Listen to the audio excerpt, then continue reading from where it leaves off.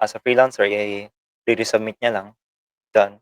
And here's the best part. Gusto ko, Ren, bantayan mo itong screen na ito, ah. Ilan nito? Ilan to? 0.08 po. Great. So, magko-continue ako sa payment. Process payment. Processing na siya. And then, hintayin lang natin ng ilang seconds. Okay. 3, 2, 1. Okay. Nakita mo, Ren? Yes po. Andito na siya agad. Bilis Kasi connected pumasok. itong ano ko eh. Now, Ren, may nabawas ba? Wala po. So wala po siyang tax from the website po. Wala. So ito, tingnan mo. Platform fee free. 0 fees lang siya. Then hintayin natin. Tutunog ang phone ko agad eh. Yun. 100.11. Wow.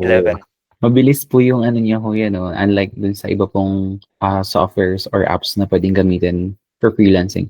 Ang bilis po nung mag-reflect nung payment. And most especially, of course, wala po siyang binabawas to the freelancers and recruiter.